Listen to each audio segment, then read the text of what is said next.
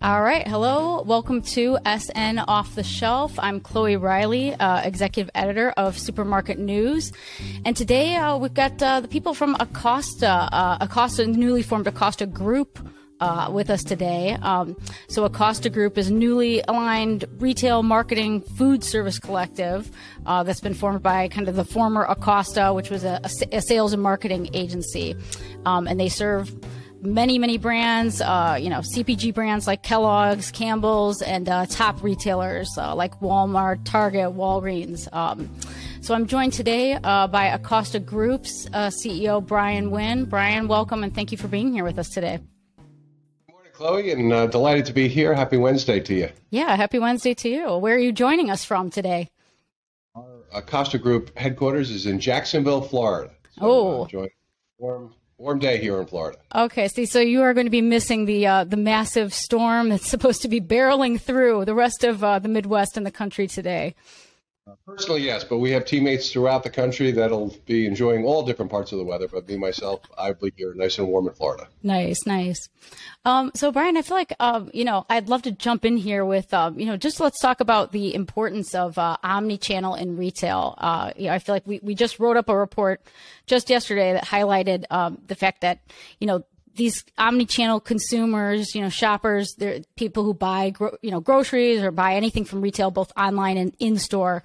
They're on the rise. They have the potential to be, really strong sales opportunities for supermarket operators, for instance. What are you guys seeing on your end? How should grocers, be thinking about this, and why is it important to be thinking about that consumer? Yeah, well, it's a great question, Chloe, and really timely with the beginnings of Acosta Group, which was really kind of built for this moment specifically. So omnichannel is super important. We see it as the way of the future. It's the way of the future for all consumers. I mean, certainly there are early adopters, people earlier in their career, millennials, that are more rapidly adopting an omnichannel shopping pattern and lifestyle. But I think it's broader than just millennials. I think all consumers are moving to a more flexible shopping journey and shopping pattern. So I think it's critically important for all of the retailers to be able to adapt to that new reality. I think it's really important for all brand owners to be able to adapt to that reality. And it's really important for Acosta Group and agencies like us to be able to adapt to that reality. Consumers today are shopping differently than they did in the past. You can have a shopper in a store that is online doing a search while they're physically in a retail outlet. They might choose to buy in the store. They might choose to buy online while they're in the store, right? So people are looking for more flexible ways to get the products that they love that match the moment that they're in. And so I think retailers and brand owners that's an opportunity more than a risk in any way. It's an opportunity to engage consumers in new and exciting ways. And it's really important for retailers to get that right and have a frictionless, seamless experience for that shopper. And frankly, that's one of the things we're trying to build out with Acosta Group is a frictionless, seamless way to access omnichannel. Yeah, no, that makes so much sense. And I feel like, to me, when I'm hearing you talk about these things too, it feels like it almost seems like you can't talk about omnichannel without talking about personalization, because it seems like the two, at least in my mind, the two seem linked, that you have to really understand the consumer, the shopper, and really understand where they're at, where they're meeting you, the points at which they're meeting you, and where. So yeah, I don't know. What do you think? How does Acosta think about personalization? Well, I think that's a good bridge that you have between omnichannel and personalization. If you think about personalization, consumers want that in the products that they buy. They want the exact product with the exact ingredients, with the right attributes for their specific needs. They want to be able to buy those in an experience that actually matches where they are in their life. If they're home and they're sick, they want to be able to get that product without having to go to a physical location. If they're out in the store and they're looking to see and touch and experience the experience of a retail environment, they want that in that moment. And so I think companies like ours, we're trying to do the same thing. We're trying to build a suite of services as a company that allow our brand owners and our retail partners to be able to pick what they need for their brand in that moment. So if we represent $60 billion brands, We also represent 1,100 brands that are $10 million or less. Their needs are different. And we want to be able to offer a suite of services that allow each brand or retailer to access those services based on their, to use your word, personalization needs in the moment. So I think, omnichannel is a good example of personalization in its kind of shopping manifestation. But consumers want flexibility and they want personalization. And I think retailers are adapting to that. Brand owners are adapting to that. And Acosta Group is an adaptation to that. Pivoting over to, what are some of the biggest challenges you're hearing or you're seeing, retailers facing right now? And what are some of the ways that you're seeing, if you step back, that they can be competing at the shelf level? Yeah, it's a great question. And since we touch 2,500 brand owners and we touch every major retailer, large and small, we get a good line of sight into the pivots that are happening in the marketplace. And to answer your question, I'd give a little context. You go back to 2020, the world shuts down, everybody works from home, everyone lives at home, retail explodes because food service kind of shuts on down. You go into 21, you have the beginnings of out of stock issues, cost rising, prices rising. So that all starts to take place in 21. And most parties are aligned because the retailers need the inflation as well to comp some unnatural spikes that happened in 2020. And consumer brands needed to do it to offset some of their costs. You move into 22, that starts to become a little bit more tension causing because unit sales begin to decline, right, across the marketplace. And, what we've heard from all of our brand owners and the retailers that we do business with, as we move into 2023, re-engaging and reigniting unit growth is important to everybody. As a brand owner, you need people to engage and buy your brand, not just pay a lot for something. And so actual unit sales, which is kind of the consumption of the product, is really, really important. And retailers are saying the same thing. We need to get more than just price. We need to actually get units growing again. So I think everybody's aligned against driving unit performance in 2023. And I think that's where brand owners, retailers, and us are all trying to focus on how do you do that?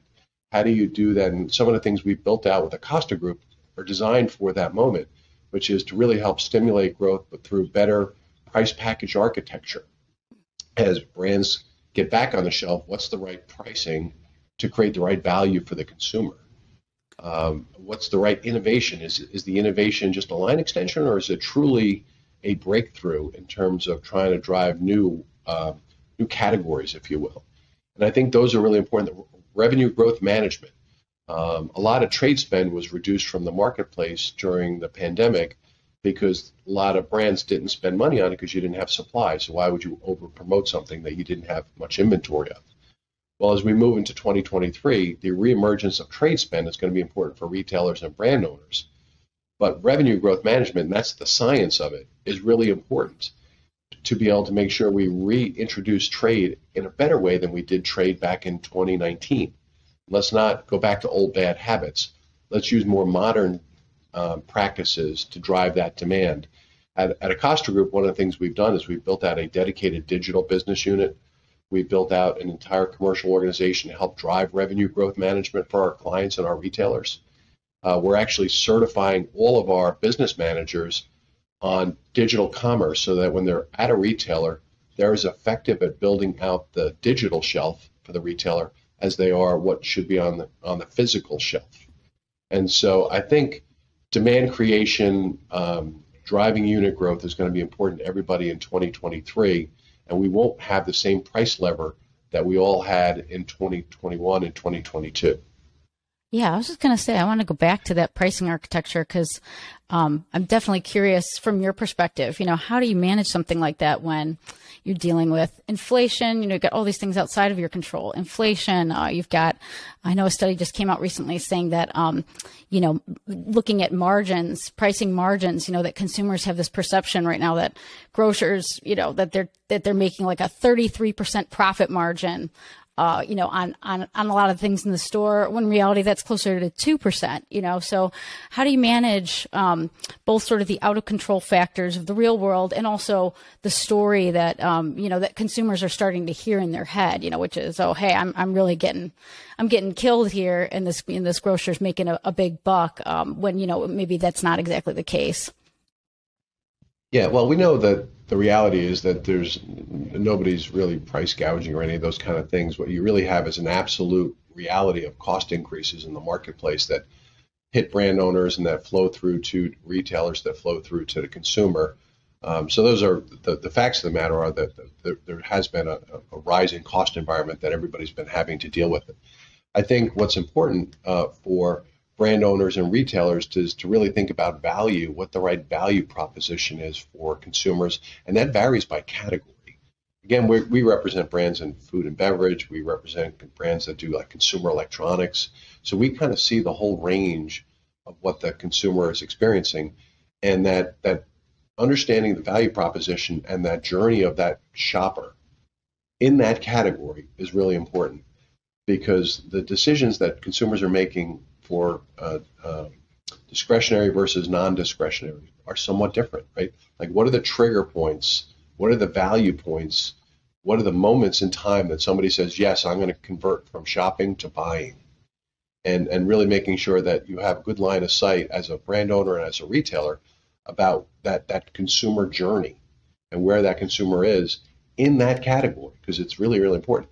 I'd say the second thing is really to make sure they're thinking about their product offering in a way that thinks about the consumer. So, in the past, you might have had a certain pack size that you offered to the marketplace. Well, you have some consumers that are really pressed for, lots of consumers that are really pressed for just an outlay of cash. You might need some smaller pack sizes that have a lower absolute price, not just always going up and saying, well, I'll offer this super size that is the best value. It may be the best value, but maybe I don't have enough money to buy it. And so I think kind of rethinking your price pack architecture across brands and categories is going to be really important to be able to make sure you can tap into the consumer wherever they might be. If I'm a consumer that's got enough cash, but I'm watching, my expenses, I might go to a larger pack size to get the best value. Somebody else might not have that ability, and therefore you got to make sure that there's an offering for your brand within a store that kind of taps into people at the different economic spaces that they're at right now going into 2023. So it's a important time to be knowledgeable and to build in flexibility into your business so that you can meet the consumer that's in a pretty volatile place right now. Yeah, Brian, I just want to reflect back. I keep hearing flexibility and definitely value. I think that's just, I'm glad you used that word, because that's just, we keep hearing, everybody's looking for value right now, but actually being able to provide, sort of that real, true, deep value that translates to, sort of repeat shopping, repeat customers.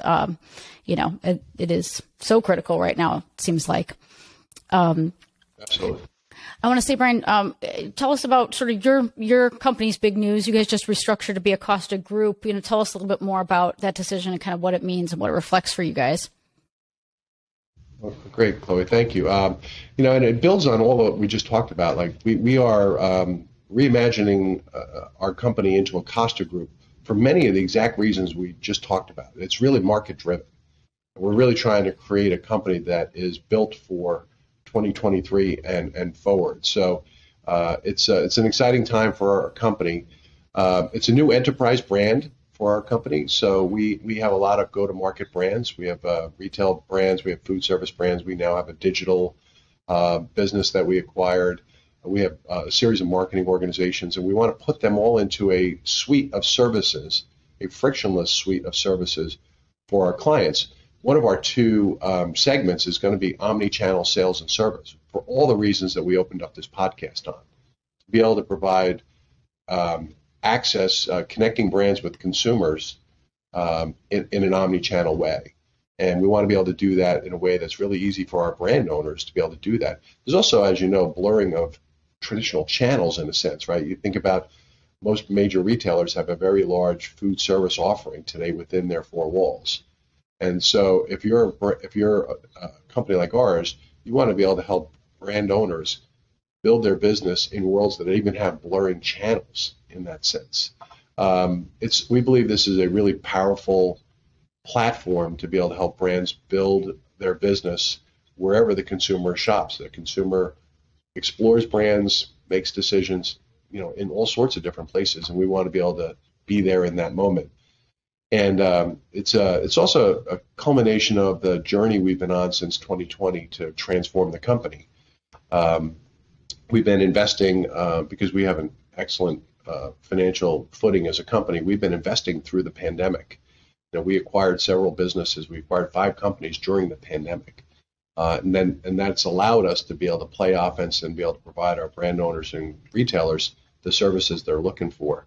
But those 5 companies all came together over the last 24 months. So Acosta Group's a chance to kind of make coherent a company that had gone through a series of acquisitions. And the third thing I would say is, it really does build us into a new company. It's really about building a company that's built for the commercial needs of tomorrow. And we really think we are unique in that regard. I mean, there's a lot of agencies out there that can do pieces of what we do, but it's the frictionless suite of services that we think will be the competitive advantage for us. And more importantly, it'll be the benefit to our retailers and to our clients. So we're really excited about it. It's an exciting time. We're launching it officially later on this month, so you get an early peek at it. And we're really excited about it. We also think it's going to be a great opportunity for our associates in the company. We think it'll provide them a richer canvas onto which they can paint their career. Well, that's great. Well, congratulations on that. The food service piece that you brought up too, and just that blurring you're talking about. I know that that's been a focus for us, is food service at retail. I know we've just seen, obviously since the pandemic and, in 2022 as well, just the rise of food service at retail and prepared foods and the consumer kind of demand and hunger for that as well. So I know that's definitely an area of interest for us and an area that we're keeping an eye on, a growing area. So great to see your focus there, and we'll have to tune back in about that. Yeah, we're really excited about it. I mean, we built out what we believe is overwhelmingly the strongest capability around food service, and most of our brand owners, one of their biggest priorities is how to do more food service at retail. And we believe we are uniquely positioned for this moment. It's great to hear, Brian. Brian, anything else that you'd like our audience to know, or anything else you'd like to share? Yeah, well, first of all, thank you for your time today. Thanks for your interest in, exploring the industry topics with us. And I would just leave you with, we're really excited about Acosta Group. We think it's, we were the first national agency. We're a 95-year-old company that is reimagining itself so that on our 100th birthday, we're the best version of ourselves ever. And so that's what we're trying to do, is build out a company that's great partners to our retailers, great partners to our brand owners, and a great place to work for our associates. So we're excited to be a part of the journey with you. That's great, Brian. And how many can say the same at 100, that you're your best version of yourself at 100 years? That's a great goal. Wonderful. Great. Well, great. Well, thanks so much again for joining us today, Brian. And take care. We'll hope to see you back on. Well, fantastic. Thank you, Chloe.